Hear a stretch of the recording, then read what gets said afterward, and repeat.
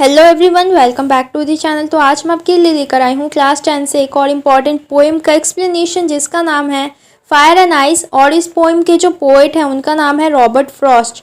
तो Robert Frost जो है वो एक अमेरिकन पोएट है।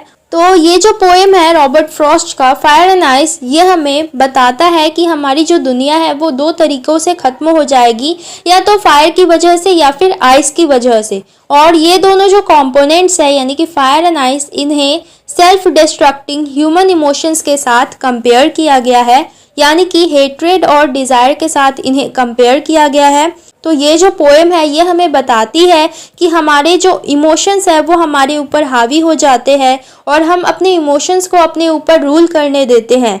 और अगर हम अपने इमोशंस को कंट्रोल नहीं करेंगे तो एक दिन वो हमारे आसपास की सभी चीज़ों को डिस्ट्रॉय कर देंगे, हमारे आसपास की सभी चीज़ों को वो तबाह कर देंगे। सिमिलरली जो पोएट है वो सोचते हैं कि इस दुनिया को ख़त्म करने के लिए फायर एंड आइस जो है वो काफ़ी है। तो चलिए पोएम का एक्सप्लेनेशन शुरू करते हैं। Some say the world will end in fire, some say in ice. From what I have tasted of desire, I hold with those who favor fire. तो इस पोएम में जो पोएट है उन्होंने एक्सप्रेस किया है इस आइडिया को कि हमारा जो वर्ल्ड है वो दो तरीक़ों से ख़त्म हो जाएगा, या तो फायर की वजह से या फिर आइस की वजह से। तो एक ग्रुप का ओपिनियन है कि किसी दिन हमारा जो अर्थ का कोर है वो बहुत ज़्यादा ही गर्म हो जाएगा, और वो इतना गर्म हो जाएगा जिसकी वजह से आसपास जो है वो आग लग जाएगी, और इस तरह से हमारा जो अर्थ का सरफेस है वो ख़त्म हो जाएगा, डिस्ट्रॉय हो जाएगा।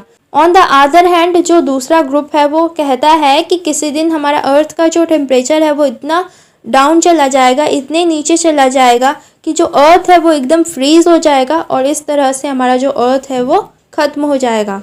फिर जो पोएट है वो फायर एंड आइस को कंपेयर करते हैं ह्यूमन इमोशंस के साथ, यानी कि डिज़ायर और हेट्रेड के साथ। तो वो कहते हैं कि जहाँ तक उन्होंने ह्यूमंस के अनवांटेड डिज़ायर्स को देखा है तो वो उन्हीं ग्रुप को सपोर्ट करेंगे जो कि फायर को सपोर्ट कर रहे हैं, क्योंकि उनके हिसाब से ह्यूमंस का जो अनवांटेड डिज़ायर है वही काफ़ी है इस दुनिया को तबाह करने के लिए। तो ऐसा बोलकर जो पोएट है वो हमें ये बताना चाहते हैं कि हम जो इंसान हैं वो हम अपने इमोशंस को अपने ऊपर हावी होने देते हैं, यानी कि हम अपने इमोशंस को अपने ऊपर रूल करने देते हैं। और अगर ऐसा ही रहा तो एक दिन हमारे इमोशंस की वजह से ही यह दुनिया जो है वो तबाह हो जाएगी। तो ऐसा बोलकर जो पोएट है वो हमें इस फैक्ट के बारे में बताना चाहते हैं कि हम जो ह्यूमंस हैं हम अपने इमोशंस को अपने ऊपर हावी होने देते हैं, हम अपने इमोशंस को अपने ऊपर रूल करने देते हैं। और अगर ऐसा ही चलता रहा, हम अपने इमोशंस को अगर कंट्रोल नहीं करेंगे तो हमारे इमोशंस की वजह से ही एक दिन ये जो दुनिया है वो तबाह हो जाएगी। तो यहाँ पर जो पोएट है उन्होंने फायर को डिज़ायर के साथ कंपेयर किया है और आइस को हेट्रेड के साथ कंपेयर किया है। तो पोएट जो है वो कहते हैं कि मैं उसी ग्रुप को सपोर्ट करूँगा जिसने फायर को सपोर्ट किया है, क्योंकि उनके हिसाब से जो ह्यूमंस के अनवांटेड डिज़ायर्स है उसकी वजह से ही एक दिन ये जो दुनिया है वो तबाह हो जाएगी। फिर जो पोएट है वो कहते हैं कि but if it had to perish twice, I think I know enough of hate to say that for destruction ice is also great and would suffice.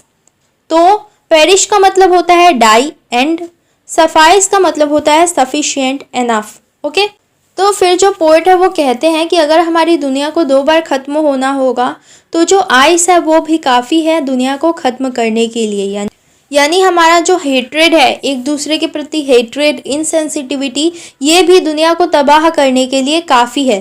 तो अगर हम अपने इमोशंस को कंट्रोल नहीं करेंगे तो हमारे इमोशंस की वजह से ही हमारी आसपास की जो चीज़ें हैं वो एक दिन तबाह हो जाएंगी, हमारा जो वर्ल्ड है वो एकदम डिस्ट्रॉय हो जाएगा।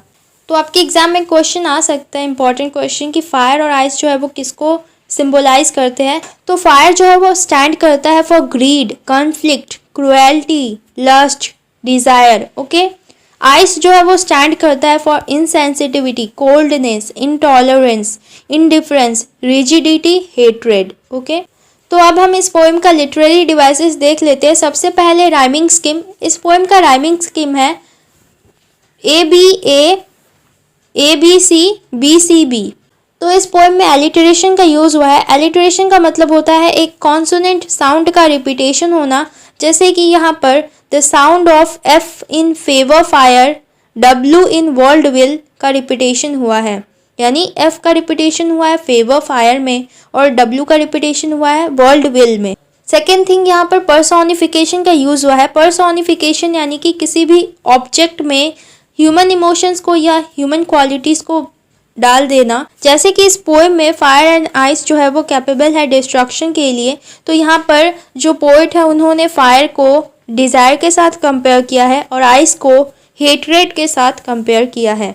यहाँ पर एनाफोरा का भी यूज़ हुआ है। एनाफोरा का मतलब होता है एक वर्ड का या फिर एक एक्सप्रेशन का रिपीटेशन होना दो या दो से ज़्यादा कंसिक्यूटिव लाइंस में। जैसे कि यहाँ पर सम से को रिपीट किया गया है स्टार्टिंग के दो लाइंस में, यानी कि some say the world will end in fire, some say in ice. तो यहाँ पर सम से जो वर्ड है उसको दो बार रिपीट किया गया है फर्स्ट और सेकंड लाइंस में। ये चैनल उस सूरज की तरह है जो आपकी लाइफ में नॉलेज की लाइट से अंधेरे को दूर करता रहेगा, इसलिए इसे सब्सक्राइब कर देना।